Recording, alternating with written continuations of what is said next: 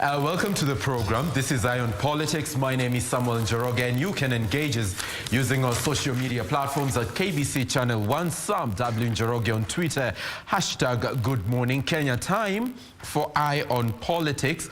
I've got Advice Mundalo with me right here in studio. Advice, good morning. Good morning, bro. How are you doing? I'm doing very well. Okay, and we still have Daniel Orogo. Karibu sana to the program. Thank you. Good morning. Everything okay, gentlemen? Very okay. I don't know, should any one of you have political ambition come 2022? I don't know how much money you have set aside, because apart from the campaigns, you need a 1 million non-refundable fee, especially if you choose ODM as your party. Sijui hao wengine watasema nini. Let's begin at that front. Advice. Milioni. I think first of all, I would wish to start from the point of appreciating that ODM has opened up a box of democracy whereby they have been able to call out for people who are interested to come forth and apply, which I think is a good thing. So that every other Kenyan has the opportunity to then apply. And like any other job in this country, Sam, it must have its qualifications. It must have what the minimums. Because again, if it's just an open-ended thing, then you'll have millions of people applying who might not necessarily even meet the threshold. So I think since campaigns, since campaigns are also about 60% about financial capacity, apart from just the ideology of it, you also need to have the financial muscle to move across the country, and you must be able to prove to the party that you can be able to do that with the little support of the party. So I think the 1 million required is looks a bit on the high, because of it doesn't really take care of the interests of the young people in it. But again, when you look at it holistically, in terms of a presidential candidate is someone who is supposed to have the capacity to move around the country, and someone who the party can be able to be confident in investing in. I think it is not a very bad figure, but it's a bit too high. I wish they had two figures whereby we had that and some figure for the young people as well. Young, you know, there are people who are young but wako na kakitu. I don't want to mention names, but we have young people who are below 35 and they actually have money, and good money, so they can afford it. So what threshold then should be used to cushion which young person from?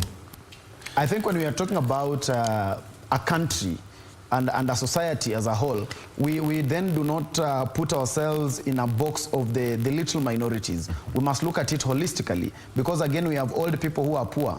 But again, we are just trying to look at it holistically and saying, in general terms, the young person today is more likely to be financially more disadvantaged than the older folk, because those ones, even if it comes to their time in service, they will have worked for slightly longer than the young people would have worked. And even the young people sometimes, some of them have even never worked before, but they have the capacity to be in leadership. And that is why we look at it in general terms. Yes, we have young people who have a lot of money, actually, like Orogo here. But these are not the people we are going to use. I was avoiding to get there, because Orogo. These are not the people we are going to use when you're talking about the holistic approach of a country. So I think the 1 million is a bit, it is not very bad, but it's too high for the young. Yes, I understand that the presidential, for you to be president, there is also an age limit per se. But even that in consideration, there needed to be at least two fronts to it. Of course, some will argue that it is just a process as usual and the flag bearer is definitely known.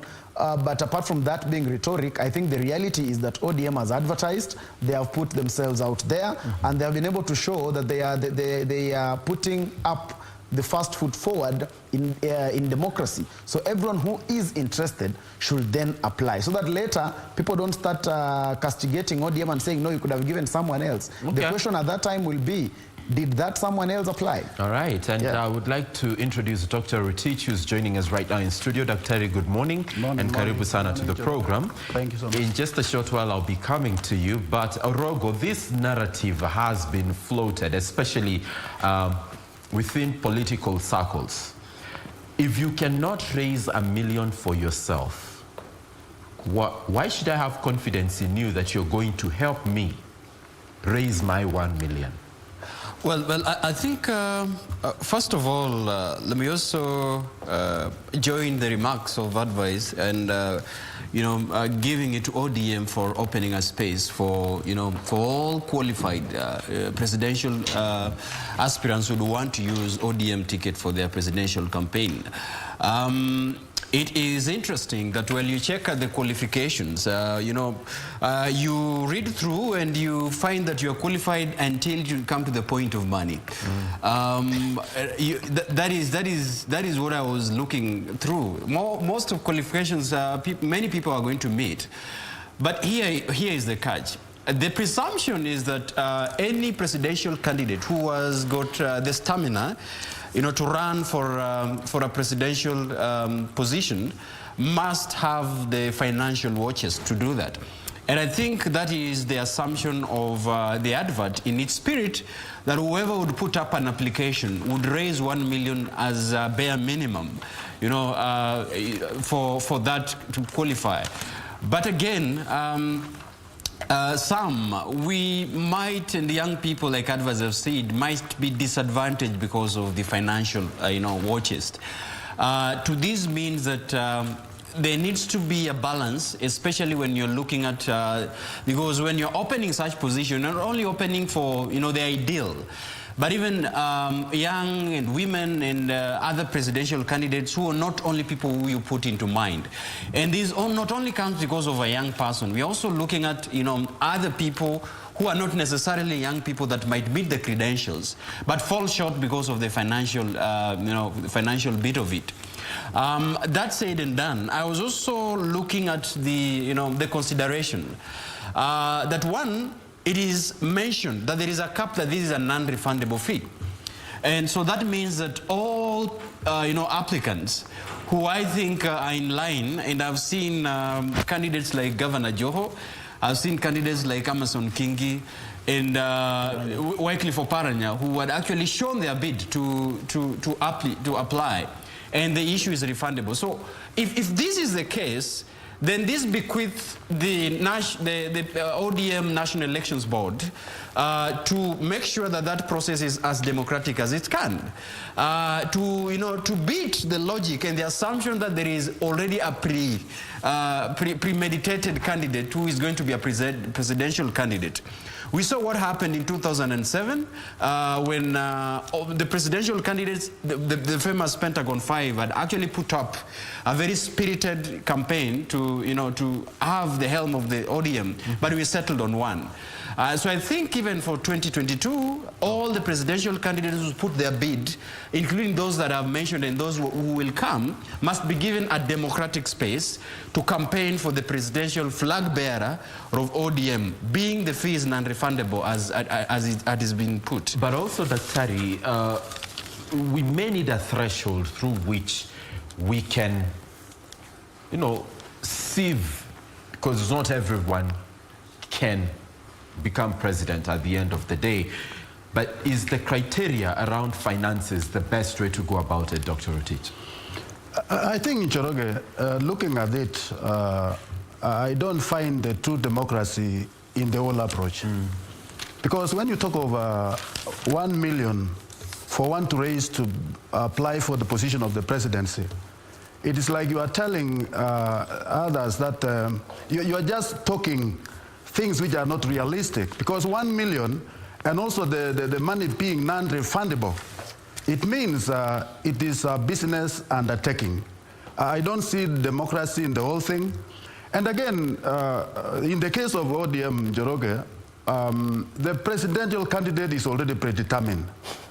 And you may not agree with me, but other than Right Honorable Raila Odinga, there will be no other candidate. So this is just a show of face of democracy, when in the real sense, inside it, there is no democracy. But Oparanya and Joho floated out there as people who will be going head-to-head with Raila Odinga to get this candidate.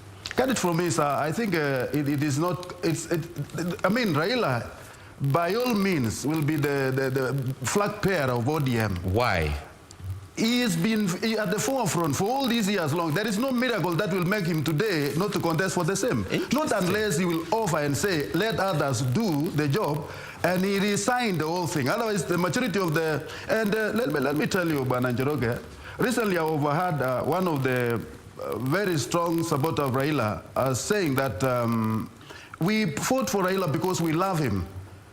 And it is not because we don't love Ruto, but we love Raila. And if you decide today to support Ruto, we will be with him. So I can assure you that the maturity, or let me say 100% of the ODM, are in strong support of Raila. And there is no miracle that will happen today and say, they will be supporting another candidate just because of the application that has been opened up in the name of democracy. That is not the case. That is very, it's very unrealistic, Daktari, because ODM has been very open about the processes of nomination. And if you follow up very keenly, I think even before there was a decision to arrive at the holding of a national delegates conference to vote for the preferred presidential candidate, they have been very open and said, first of all, we must begin to bring the party to be vibrant. And that means that we must go through the grassroots political, nomination process and elections process. So I think it beats logic to presume that even though that has been purported by different pundits at different platforms, but I see that there might be a different way in which ODM is going to organize, their national delegates conference, and subsequently, see the elections of the presidential candidate. While probably there is be a rationale on what you're saying and a bit realistic of, learning from history and what has been happening through. I think that the organizers and the planners of these particular processes do not envision that at the end of the process there would be a biased process where there would be one candidate that would be actually be given automatic ticket as that is made. So could we presume that this process, could we trust the process that ODM has laid, so that we trust in the outcome which can be judged by the outcome? Let's see the means that will justify the end of it. Advice? I think, Daktari says that he has overheard some ODM people say that they support Raila Odinga and they would go whichever direction. And then that is why Raila Odinga would be the obvious flag bearer. And he makes it look like it's a mistake for that to be so. Because it's not a mistake for Raila to have supporters. That is why he is a politician. That is why he is in the political realm. So when you say that he has supporters and that is why it will be impossible for others to make it, then I think you are just trying to say that he is popular, which is okay in my view. But again, for us to build our democracy, we really have to give some benefit of doubt to political institutions that try to go the democratic way. Here we are seeing ODM, unlike any other party, come out and say we have accepted that anyone who wants to be president can make this application, which I think it's a good sign of democracy. We should not be able to judge them too early before they even get to the end. So I think by the fact that they have been able to go out there and they have been able to say, hey, come and apply, I think they deserve some credit for it. And let us be able to judge the outcome when the outcome comes. Because when I even read the papers on who has applied, by the way, I haven't seen Raila Odinga as one of the people who has applied. I've seen Amason Kingi, I've seen Wycliffe Oparanya, I've seen Ali Hassan Joho. So let us be able to at least give them that benefit of doubt. Let us not be so judgmental from the beginning that already, before they even do anything, we have already judged their end. ODM is one party that is always criticized for everything that it does. When they go for a by-election, we want to know how they reached their candidate. Advice? Yes. The interest of just getting the story right. Yes. Well, every other person is applying. I know probably the deadline has not yet lapsed. Why is Raila, sort of delaying to do the same? I don't think Raila is reconsidering his position and part to play come 2022? I don't know, Sam, at what speed we always want Raila to operate. Yeah. I don't know at what speed we always want Raila to operate. Because this is an application that has a time frame. He has so far not applied. He has so far not even said that he is interested in being president of this country. So far he has not said anything concerning that. But already we are saying that he's delaying to apply. Now that makes me wonder, why are we in a hurry? At one point we say Raila should allow others take the mantle. At another point we say, why is he delaying to apply? In the wake of... So we really have to choose our battle. In the wake of the letter that was, I'll still say, allegedly authored by Orogo Kangata, I remember that weekend he had said, that is Raila Odinga, that my quest and ambition for the top seat, he didn't even say president, he said the top seat, have not abandoned. You remember that? Before I move to Dr. do you remember that? It is on the public that... it is on record. Yes, it's on record and it's on public that the Right Honorable Raila Odinga has declared his bid directly through political roadside declarations, sometimes in funerals. And if that is not true, then his lieutenants has equally said that he is going to be in the ballot in 2022. But in the interest of decorum, let's say he has not formally... Exactly. Let's use the word formally then. But to sanitize Mundalo, but we need to move to Dr. and get his view of the thing. But again, you realize that it's better than... Can I take a break? Than UDA. Let's move. Before we get to UDA, let's go to Dr. Rotich. I think, Njoroge, you can be very sure that the whole process is stage-managed. Stage-managed in the sense that they want to show the face of democracy as a party. But in the real sense, much of what is being done is just a process. It has been determined. And if you want to get the real picture, Njoroge, you can go back and see those who are in that party. Some of them have become permanently there. And when you take that, there is, unless an angel has come down, I don't know. Maybe this process will change. But what I know, by history, the party itself has been favoring some particular individuals who have been in position for all these years long. What makes you believe that Dr. Rotich, yes. What makes you believe that they've favored some individuals over others? The party was not born yesterday. This is an old party, a popular party, Njoroge. I mean, it has history. So we are talking of a party that has been there for a long time. This is, a formidable party, a national party, which, of course, we know how it has been operating. Now, my big question is, how has it changed all of a sudden? Dr. is not interested in the party changing, but Dr. is also aware that the party is popular. Yes. I think that is where he speaks from both ends. He also called it formidable. And you see, for us to be able to move the country, we must be able to give credit where it's due. And here we are seeing a political party that has come out and given out, the only one in the country that has said, hey, if anyone wants to run for president, then they have put a cost to it. They even published it in the dailies, which it doesn't come free of charge. So they have been able to really take a step towards the right direction. I think the step is worth appreciating. We should not be able to be pessimists, that we are always throwing stones at our political leadership, we are always throwing stones at our political leaders, we are always throwing stones at our political parties and telling them what they should be able to do. And when they try to do what we are telling them to do, we again say that they are pretending. Now, we must be able to, now we let these people start wondering, what exactly do we want them to do? Because they have done what is democratically right. But instead of us appreciating that that is democratically right, we are telling them, no, we know you. You have been here before and we know where you are heading. So what exactly do we want them to do? I think we should be able to appreciate that this party has taken a step in the right direction. Now, whether this process will end well, whether it will end with the democracy that we have thought it has begun with, is a question for another day. It will be a question for another day. Or whether it will end in premium tiers. That will be a question for another day. That's a question for another day. For now, we must have and at that nearly tearful moment by Mundalo, let's take a break. And when we return, we take a look at the InfoTrack survey. We'll be taking a look at the place of a second-term governors currently. What is in the offing in as far as their political journeys are concerned.